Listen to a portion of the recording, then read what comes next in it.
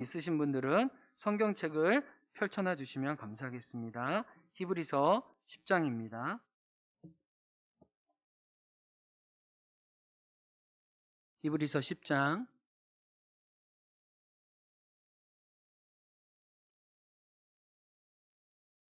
5절부터 16절까지 하나님 말씀 함께 봉독합니다. 그러므로 주께서 세상에 임하실 때 이르시되 하나님이 제사와 예물을 원하지 아니하시고 오직 나를 위하여 한 몸을 예비하셨도다.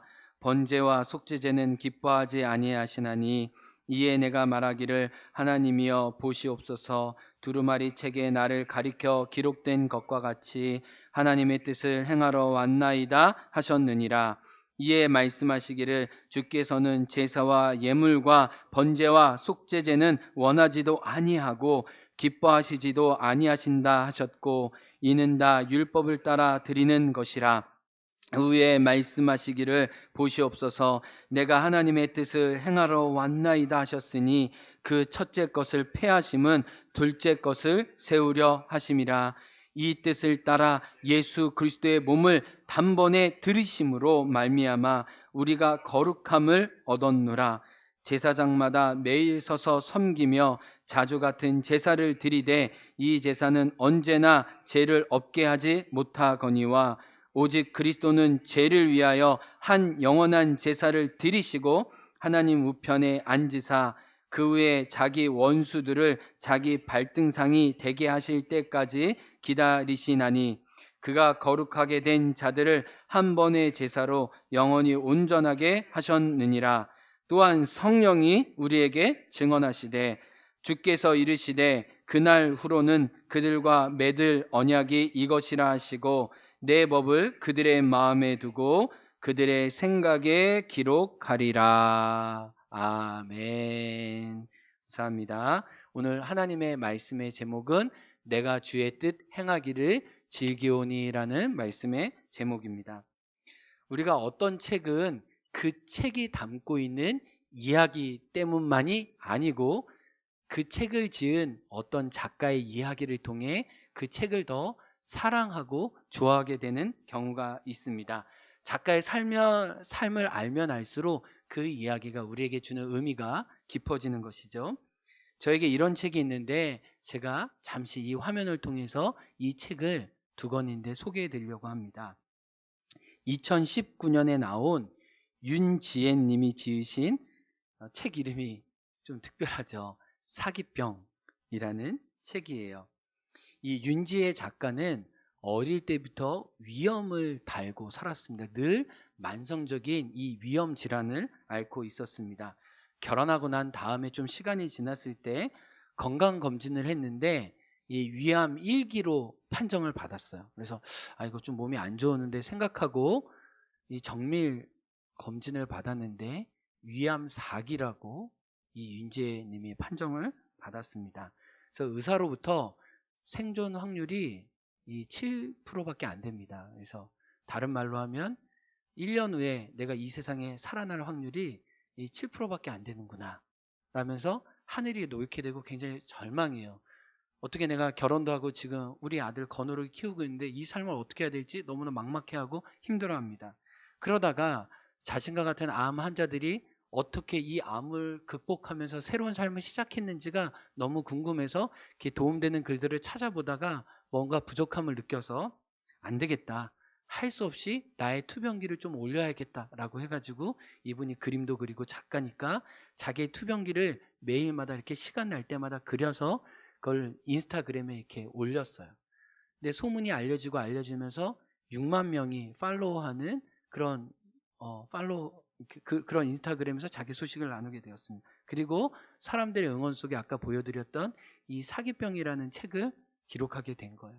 그래서 이 사기병에 보면, 이 책에 보면 하루하루가 얼마나 소중한지, 내가 얼마나 죽음을 맞닥뜨리면서 하루하루 의미를 재발견하고 있는지 그런 감동들이 이 책에 나와요. 그런데 이 윤지혜 작가가 이 사기병이라는 이 책뿐만 아니라 여러 권의 동화책을 썼는데 제일 마지막 지은 동화책이 있어요. 이것은 한 명의 아들을 두고 쓴 책인데 우주로 간 김땅콩이라는 책이에요. 화면에도 나올 텐데 우주로 간 김땅콩이라는 책은 자기 아들 건호를 생각하고 자기의 삶 마지막에 지은 동화책입니다. 이 배경은 자기 아들이 이 24개월 정도밖에 안 됐을 때 어린이집에 가는 걸 너무 싫어하고 막 집에 숨고 이래서 자기 아들을 배경으로 한 거예요. 그래서 자기 아들의 마음을 엄마가 이해하면서 집안의 곳간에 이렇게 숨어 다니는 아들에 대한 내용, 그리고 엄마가 우리 아빠가 또 동네 사람들이 그 아들을 찾는 그 이야기의 구성으로 되어 있습니다. 그런데 이 책의 스케치를 다 마치고 난 다음에 유암사기라는 판정을 받아요. 그래서 이 책을 완성하고 싶은데 몸에 힘이 별로 남아있지가 않았어요. 그래서 마지막 온 힘을 다해 이렇게 색깔을 칠하면서 색칠을 하면서 이 이야기를 나중에 건호가 마음에 품어주기를 생각을 합니다. 그래서 이 책의 제일 앞에 표지에 보면 작은 글씨로 이런 말이 나옵니다. 아까 화면에도 나왔는데 엄마가 자기 아들의 이름을 구체적으로 지칭해요. 이렇게 얘기합니다. 항상 고맙고 미안한 건호야, 사랑한다 라고 나와요. 근데 제가 이 작가는 올해 그 가을에 세상을 떠나셨어요. 결국 살지 못하셨어요. 근데 제가 이 윤지혜 작가 이 사기병과 우주로 간 이 김땅콩 책을 알게 된 것은 그냥 인터넷 그 서점을 통해서만 알게 된 게 아니고 이 책에 나왔던 건호가 저희 유라랑 산후조리원 동기예요. 네, 저희 아내가 셋째를 낳을 때 이분도 첫째 아들 건호를 낳은 거예요. 그래서 그 남자는 뭐 이렇게 군대 이렇게 전후에 있는 것처럼 여자들은 이렇게 산후조리원 동기 모임이 있더라고요. 그래서 건호와 유라와 다른 애들이 함께 이렇게 동기 모임을 하고 이 100일 축하 잔치를 서로 했었을 때 건호도 있었고 건호 엄마 윤지혜 씨도 있었고 저희 유라도 저희 아내도 있었어요. 근데 저희 아내도 작년에 이 윤지혜 씨가 아프다는 얘기, 호스피스 병동에 있다는 이야기를 듣고 그 아들 건호를 생각하면서 이 책을 같이 저희가 주문하고 마음에 품었었습니다. 그러면서 제가 이 윤지혜 작가에 대해서 묵상하게 되었어요. 윤지혜 작가는 건호의 엄마로서 끝까지 잘 있고 싶었던 것 같아요.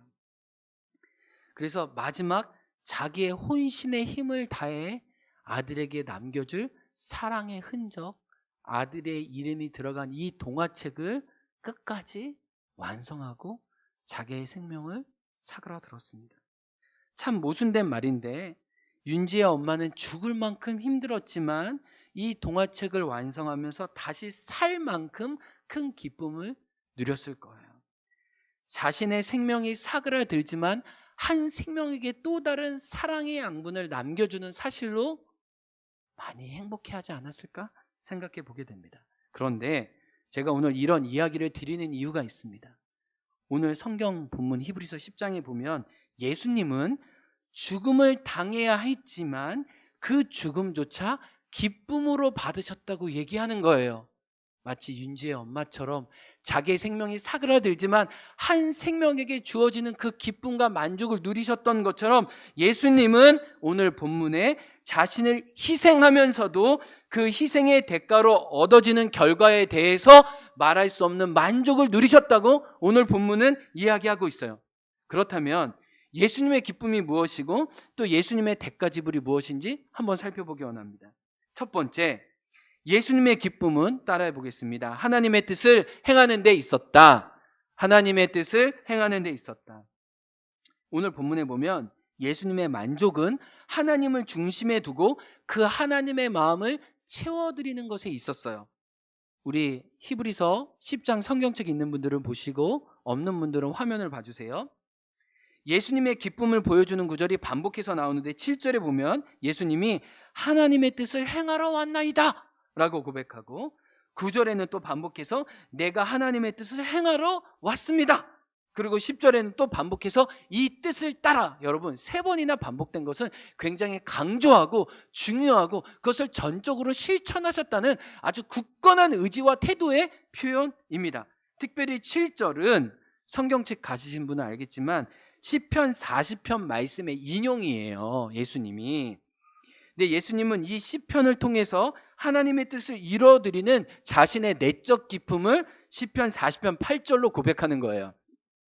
시편 40편 8절, 성경책 있으신 분들은 찾아보시고 없으신 분들은 화면을 봐주세요. 예수님이 시편 40편 8절로 하나님의 뜻을 행하는 자기의 마음을 표현하셨습니다. 한번 읽어보겠습니다. 나의 하나님이여, 내가 주의 뜻 행하기를 즐기오니 주의 법이 나의 심중에 있나이다. 여러분, 예수님이요, 하나님의 뜻을 행할 때 어떻게 행하셨대요? 오늘 말씀해 보면 즐기다라고 얘기해요. 이 즐긴다라는 단어가 여러 가지 뜻이 있는데요, 첫 번째 뜻은 갈망한다는 거예요. 갈망한다. 내가 하나님의 뜻을 행하기를 갈망한다. 두 번째는요, 무척이나 사모한다는 거예요. 무척이나 사모합니다. 세 번째는 늘 거기에 마음을 둡니다. 그리고 늘 그쪽에 마음이 이렇게 한켠에 가 있다는 말이에요. 그리고 나아가서 너무나 그것을 사랑해서 자기의 전부를 거기에 드린다는 표현이기도 해요. 이게 주의 뜻 행하기를 즐긴다는 표현이에요. 굉장히 적극적이면서도 희생적인 의미가 여기에 다 담겨져 있습니다. 그러니까 예수님이 인간의 몸을 입으시고 이 땅에 오신 이유가 오늘 히브리서 10장 본문에 의하면 하나님의 뜻을 이루기 위해, 자기 자신을 드리기 위해 오신 것이라고 얘기해요. 예수님은 그 뜻을 이뤄드리는 기쁨이 오늘 본문에 충만해서 가득해서 이 땅에 임하셨다라고 이야기를 하는 겁니다. 그렇다면은 예수님이 이 기쁨을 위해서 지불하셔야 하는 대가가 무엇인지 오늘 본문에 나옵니다. 그것은 우리도 알듯이 예수님이 희생 제물이 되셔서 십자가에 죽으셔야 했던 것입니다. 예수님은 하나님의 뜻을 행하는 것을 너무 기뻐한 나머지 자기의 육신의 생명, 자기의 전부를 하나님께 내어드립니다. 우리가 오늘 본문 읽지 않았지만 성경책 히브리서 10장 1절 말씀 한번 펴보세요. 그리고 14절도 한번 읽어보겠습니다. 히브리서 10장 1절 말씀 한번 읽어보겠습니다. 율법은 장차 올 좋은 일의 그림자일 뿐이요 참 형상이 아니므로 해마다 늘 드리는 같은 제사로는 나오는 자들을 언제나 온전하게 할 수 없느니라 라는 표현이 나오고, 10장 14절 히브리서 말씀 읽겠습니다. 그가 거룩하게 된 자들을 한 번의 제사로 영원히 온전하게 하셨느니라. 1절에서는 구약의 제사와 제물로는 우리가 온전하지 않았다라고 설명하고, 14절에서는 예수가 단번에 자기 자신을 하나님께 드림으로 우리가 예수님 안에서 완전하게 됐고 거룩하게 되었다라고 말씀하고 있는 거예요. 요약하면 이것입니다. 예수님은 가장 큰 기쁨을 맛보기 위해서 고통, 희생 제물이 되는 죽음의 값을 기꺼이 받아들이셨다는 거예요. 그러니까 오늘 예수님의 모습이 뭐예요? 가장 큰 기쁨을 누리기 위해 가장 큰 희생도 기꺼이 감당하신 모습을 오늘 히브리서 기자는 보여주고 있는 것입니다. 그래서 오늘 히브리서 10장 말씀에 의하면 첫 번째 성탄, 2000년 전에 베들레헴에서 예수님이 태어나신 것은 예수님의 자발적인 헌신임을 얘기해줘요. 즐거이 내어놓는 마음으로 이 땅에 오셨다고 이야기를 하는 거예요. 어쩔 수 없이, 별 수 없어서, 마지 못해서가 아니라는 거예요. 예수님은 하늘 보좌를 박차고 이 땅에 내려오실 때 아멘, 내가 주님의 뜻을 이루는 내적인 기쁨이 충만하여 아기 예수로 오셨다는 거예요. 그런데 성경은 오늘 히브리서 10장뿐만 아니라 이런 순종으로 기쁨으로 자기 자신을 내어놓는 이 온유의 모습을 보여주는 또 다른 성탄의 기사가 누가복음 2장에 나와요. 성경책 있으신 분들은 누가복음 2장을 한번 펴보세요. 여러분, 우리가 그 예수님의 성탄에 대한 어떤 카드나 기록이나 그림들이나 어떤 물건들을 보면 늘 거기 중심에는 아기 예수님이 어디에 누워 있어요? 네, 다 구유에 누워 있습니다. 대부분 모든 그림 95%는 다 예수님이 구유에 누워 있어요. 근데 이 구유에 누워 있던 사실을 우리에게 알려준 사람은 누가예요? 누가복음 2장에 보면 3번이나 반복해서 예수님이 어디에 누이셨는지를 누차 강조해요. 그러니까 히브리서에 보면 예수님이 하나님의 뜻을 이루기 위해서 3번이나 강조했던 것처럼 누가는 예수님의 온유의 모습을 구유에 누이신 모습으로 표현하고 있습니다. 2장 7절에 보면 첫 아들을 낳아 강보에 싸서 어디에 누웠습니까? 구유에 뉘었다. 2장 12절에 보면 또 나와요. 이 내용이 너희가 가서 강보에 싸여 구유에 뉘어 있는 아기를 볼 것이다. 구유라는 말이 또 나오고 16절에 누차 강조하기를 빨리 가서 마리아와 요셉과 구유에 누인 아기를 찾는다. 엄청 강조하고 있는 거예요. 그러면 왜 구유라는 표현을 이렇게 강조할까요? 유대인들에게 이 구유라는 말은 나귀를 바로 연상시키는 말이에요. 그래서 이 구유라는 말에 가로치고 나귀라고 딱 해놓으셔도 틀리지 않아요. 그 당시에 베들레헴에는 이 나귀들을 많이 키우고 있었고 나귀들이 중요한 운송수단이었기 때문에 나귀들을 우리가 반려견 키우는 것처럼 똑같이 그렇게 어떻게 보면 가까운 식구처럼 나귀들과 함께 살았습니다. 그러니까 이런 거죠. 우리가 바다에 이렇게 태왁이 떠 있는 거 보면 그 밑에 해녀분들이 물질하고 있다는 걸 아는 것처럼 한 집안에 구유가 있다는 것은 나귀가 없어도 지금 나귀가 지금 밭에서 일을 하고 있거나 주인과 함께 짐을 나르고 있다는 걸 상징하는 거예요. 그런데 나귀는 성경에서 온유함을 상징합니다.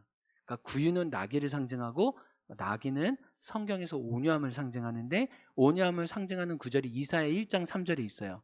이사야 1장 3절에 하나님이 이 유다 백성을 책망하면서 그와 대조하는 게 나귀 새끼예요. 한번 볼까요? 1장 3절 소는 그 임자를 알고 나귀는 그 주인의 무엇을 안대요? 구유를 알건만은 이스라엘은 알지 못하고 나의 백성은 깨닫지 못한다. 그래서 구유라는 말은 나귀란 말이고 나귀는 주인을 알아들이고 순종하는 온유의 상징이라는 거예요. 그런데 예수님의 탄생과 함께했던 나귀와 이 나귀의 구유는 놀랍게도 예수님의 공생의 끝까지 함께합니다. 이게 놀라운 사실이에요. 혹시 성경을 조금 아시는 분은 예수님이 예루살렘 성에 마지막 돌아가시 전에 입성하실 때 나귀 새끼를 타고 입성하셨어요. 그래서 사람들은 호산나 종려가지를 들고 외쳤습니다. 근데 예수님이 이렇게 나귀 새끼를 타고 입성하신 것은 스가랴 9장 9절 말씀을 이루시기 위해서 오셨어요. 화면에 나옵니다. 스가랴 9장 9절 말씀 한번 읽어보겠습니다. 시온에 따라 크게 기뻐할지어다. 예루살렘에 따라 즐거이 부를지어다. 보라, 내 왕이 내게 임하시나니 그는 공의로우며 구원을 베푸시며 어떻게 하여서요? 겸손하여서 나귀를 타시는데 나귀의 작은 것 곧 나귀 새끼니라. 이 말씀을 응하기 위해서 예수님은 한 번도 사람이 타보지 않은, 짐을 실어보지 않은 나귀 새끼를 타고 예루살렘에 입성하신 거예요. 그러면 무엇이에요? 예수님이 처음 나귀의 구유에서 태어나신 것은 온유함의 상징이고, 예수님이 죽으러 가실 때 나귀 새끼를 예수님의 겸손함을 보여주는 거예요. 여러분 혹시 여기서 이 말씀 기억나세요? 마태복음 11장 29절에 예수님이 자기 자신에 대해서 하나님 앞에서 사람들에게 뭐라고 얘기했습니까? 나는 마음이 온유하고 겸손하다. 그러니 너희는 내게로 와서 쉬어라. 예수님의 온유와 겸손을 보여주는 게 뭐예요? 나귀의 구유와 나귀의 새끼라는 거예요. 이게 다 무엇입니까? 하나님 뜻 행하기를 즐기는 예수님을 나귀를 통해 성경은 일관적으로 보여주고 있는 거예요. 그런데 오늘 히브리서 10장은 예수님이 오신 이유가 하나님의 뜻을 전적으로 행하기 위해서뿐만 아니라 또 다른 중요한 이유가 있다고 이야기하는데, 그 두 번째 이유는 예수님은 우리에게 성령을 주시고 우리가 성령 안에서 이제는 예수님의 뜻을 행할 수 있도록 우리를 이끄시기 위해서 이 땅에 오셨다고 얘기합니다. 다시요, 예수님이 오신 첫 번째 이유는 하나님의 뜻을 이루어드리기 위해서고, 두 번째는 우리에게 성령을 주셔서 이제 우리가 성령 안에서 예수님의 뜻을 행할 수 있도록 새로운 삶을 주시기 위해 오신 거예요. 오늘 본문 히브리서 10장 15절과 16절 한번 말씀을 읽어보겠습니다. 시작. 또한 성령이 우리에게 증언하시되 주께서 이르시되 그날 후로는 그들과 맺을 언약이 이것이라 하시고 내 법을 그들의 마음에 두고 그들의 생각에 기록하리라. 예수님이 지금 십자가에 달려 돌아가시고 난 다음에 우리에게 성령을 주셨습니다. 그래서 15절에 우리에게 성령을 통해 우리에게 증언하십니다. 이것은 예레미야 32장의 말씀인데, 이전에는 이스라엘 백성에게 율법을 주어도 율법을 지키지 않았어요. 왜요?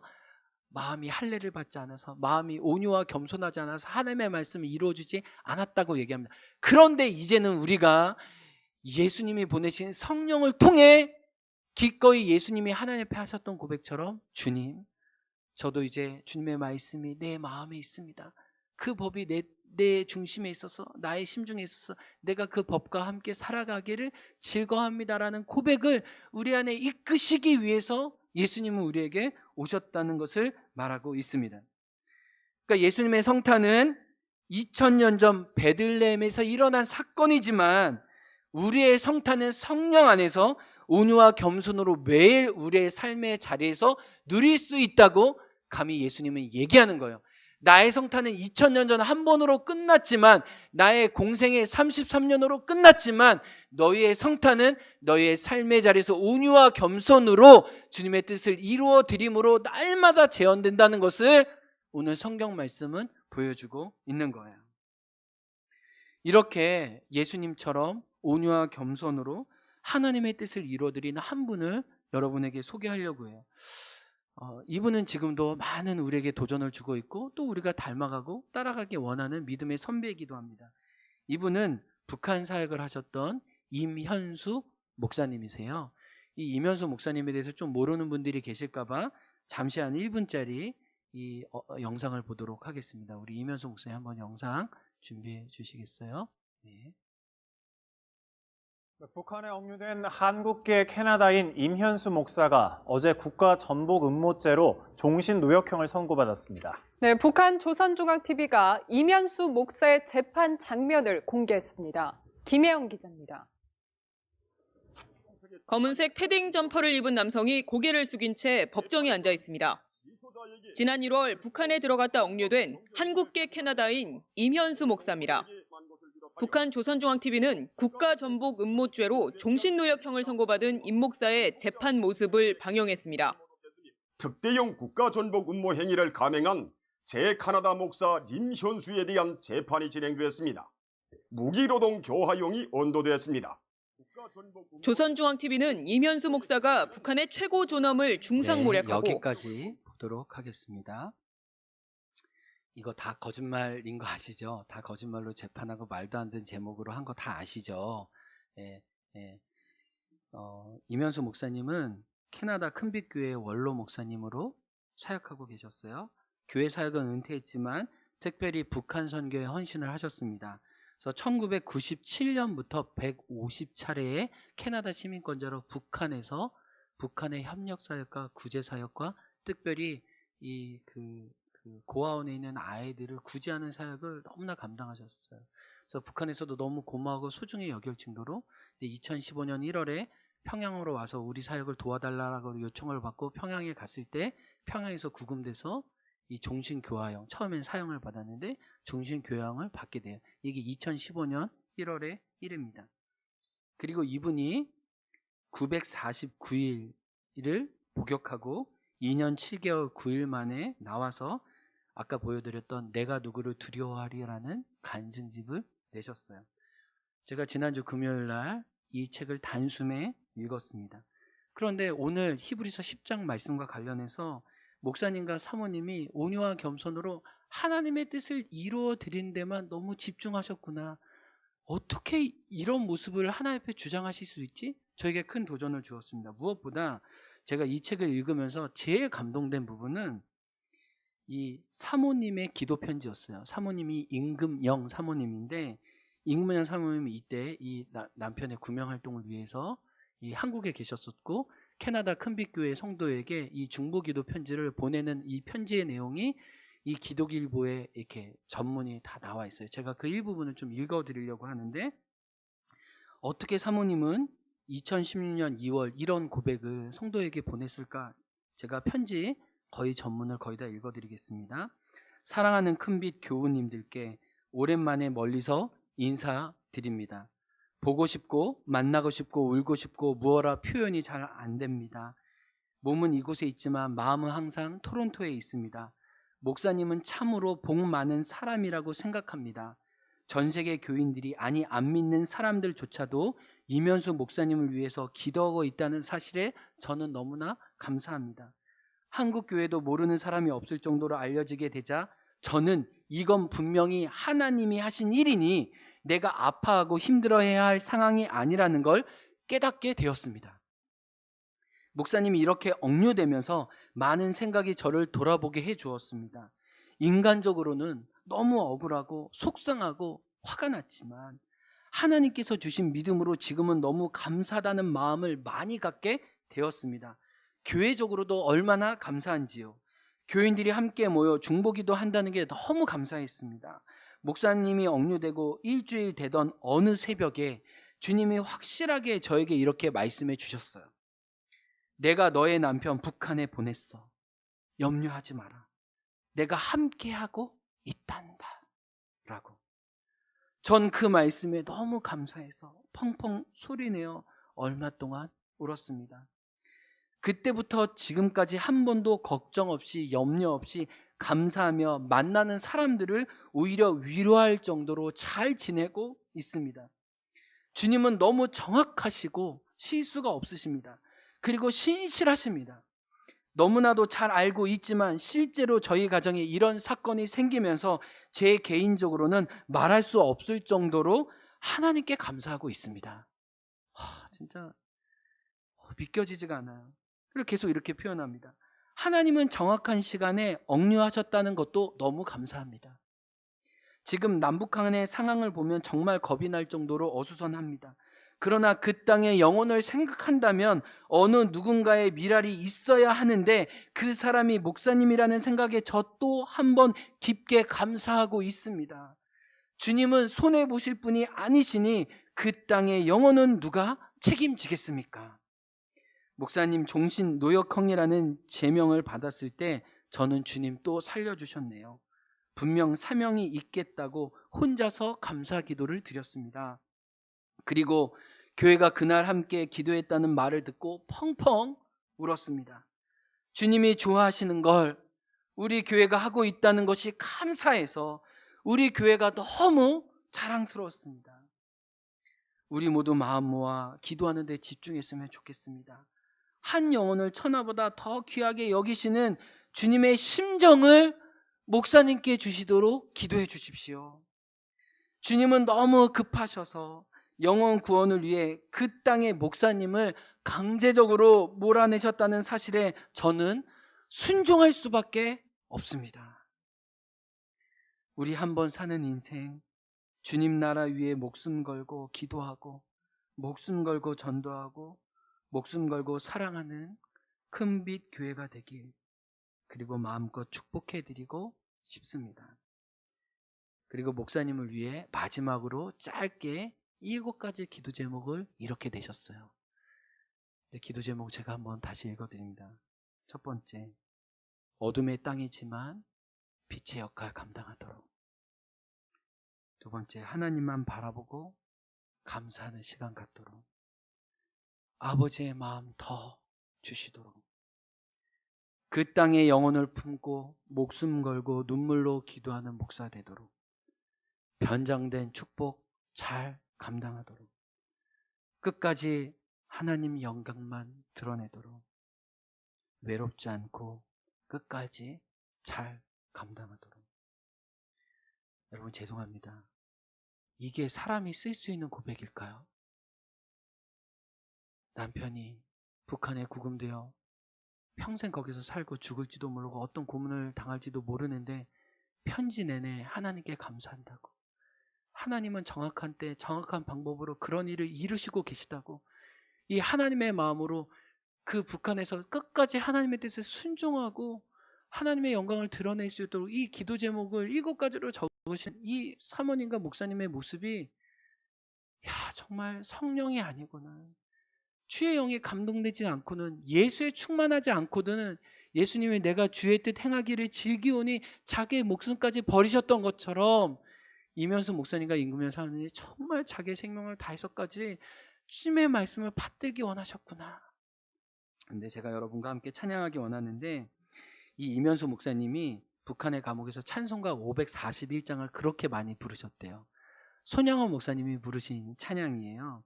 우리 양성효 원로 목사님이 즐겨 부리던 찬양이기도 하죠. 여러분 찬송가 541장 있으면 펴보세요.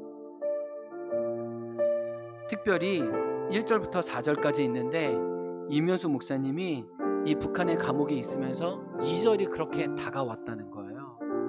하나님 보실 때 가장 고귀한 일이 무엇일까? 라고 생각하다가 이 24시간 맨날 감시당하고 온몸이 망가진 그 상황에서도 손양원 목사님의 이 믿음의 고백이 자기에게 또 힘을 주었다는 거예요. 저희가 오늘 이 찬양을 부르면서 저희도 손양원 목사님이나 이면수 목사님, 믿음의 사람들이 가졌던 이 예수님의 고백을 이 찬양으로 고백하기 원해요. 함께 같이 고백합니다.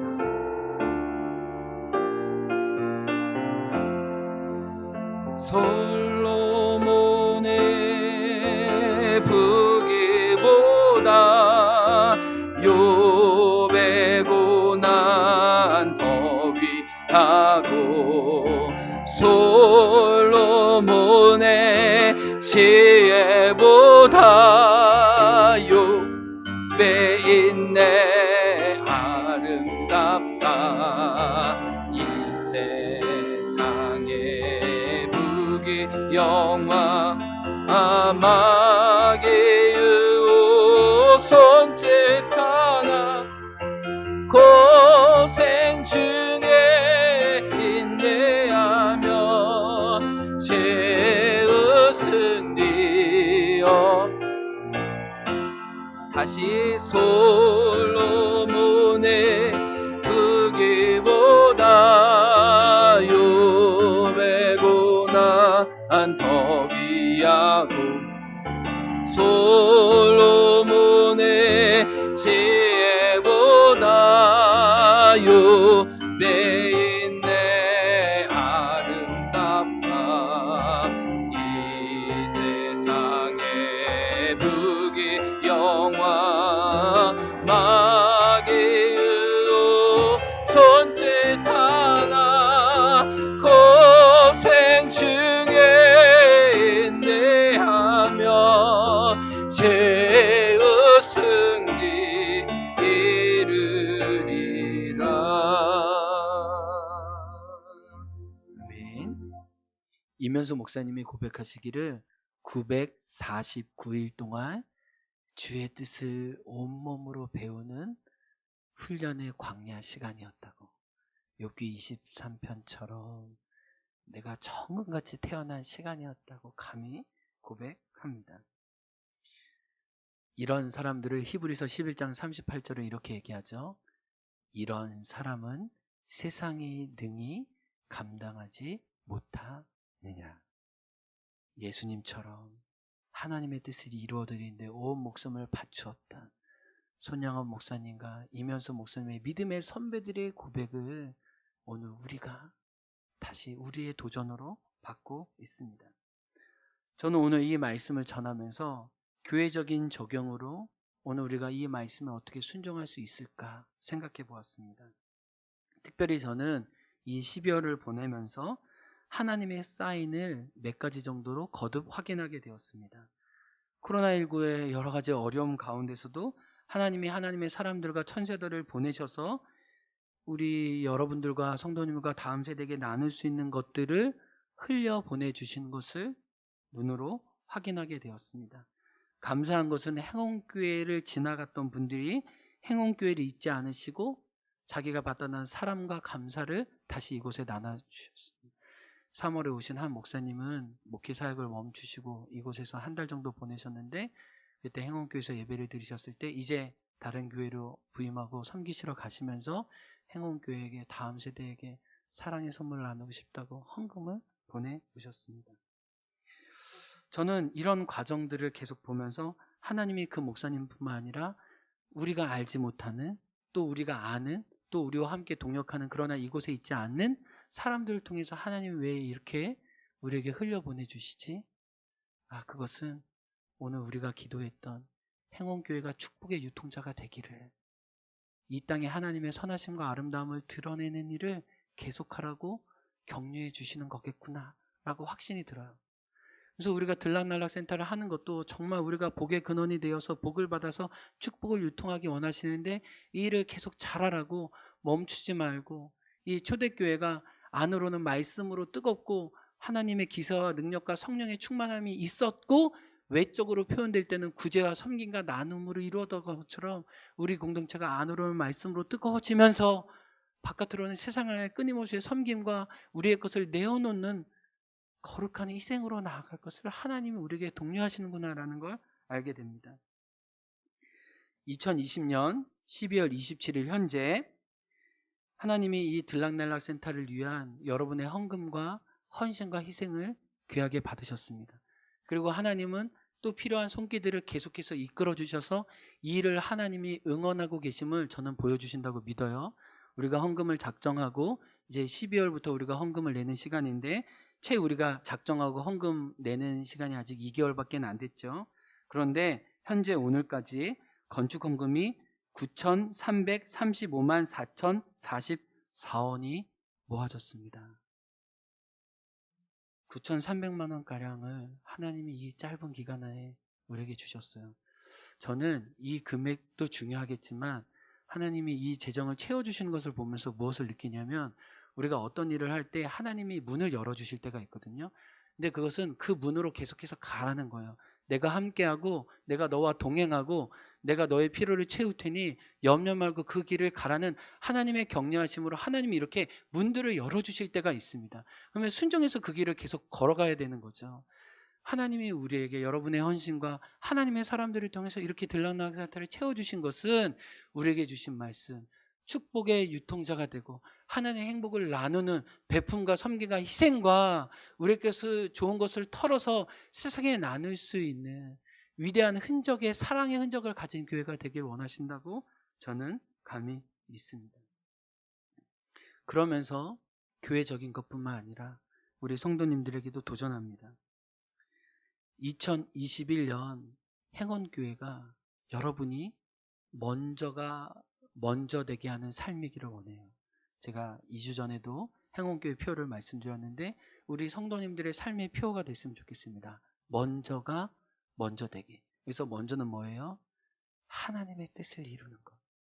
먼저 그의 나라와 그의 일을 구하는 것, 우리가 그 예수님에게 잠기는 것, 그 하나님의 뜻을 순종하는 온유와 겸손의 마음을 갖는 것이 먼저예요. 사랑하는 자여, 내 영혼이 잘 되는 것, 우리 영혼이 하나님 앞에 부유하는 게 먼저예요. 그래서 저는 감히 오늘 한 해를 닫으면서 한 해를 시작하는 여러분에게 하나님, 제가 먼저 되게 해주십시오. 순서 바꾸지 않고 두 번째 걸 첫 번째로 놓지 않고 세 번째 것들을 으뜸으로 놓지 않고 늘 먼저가 먼저 될 수 있도록 감히 내가 주의 뜻 행하기를 너무나 즐긴다고 여러분 삶에서 결정하시면서 그 믿음의 고백들을 2021년간 누리시면 좋겠습니다. 그래서 우리가 부족하지만 한 열흘 동안 열린 하늘 새벽 예배를 통해 하나님의 말씀과 기도 제목을 나누기 원하고, 코로나 시대 이 어려울 때 시편의 기도로 우리의 기도를 삼아 이 어려움을 이겨나가는 또 영적인 훈련도 우리 공동체적으로 이렇게 개인적으로 함께하길 원합니다. 여러분 기억하십시오. 주님을 따르는 일은 힘든 일이나 그에 따른 보상은 영원합니다. 왜 그런지 아세요? 성경에 보면 하나님의 뜻은 영원하대요. 근데 성경에 보면 하나님의 뜻을 행하는 자는 영원히 주님과 함께 남아있겠다고 말합니다. 하나님의 뜻대로 행한 것은 하나님이 끝까지 보존하세요. 유통기한이 영원합니다. 여러분의 뜻, 사람의 뜻, 인간의 뜻은 제한적이에요. 썩어지고 사라집니다. 우리가 이 땅에 살지만 영혼과 맞닿은 삶으로 감히 예수님이 하셨던 고백, 내가 주의 뜻 행하기를 즐기오니 주의 법이 나의 심중에 있습니다라고 고백하는 믿음의 성도님, 믿음의 2021년 되길 주의 이름으로 축복합니다. 우리 이 시간 결단으로 나의 모습, 나의 전부 주님 앞에 드립니다. 나 주님의 기쁨 되기 원합니다. 결단의 찬양으로 주님께 나아가겠습니다.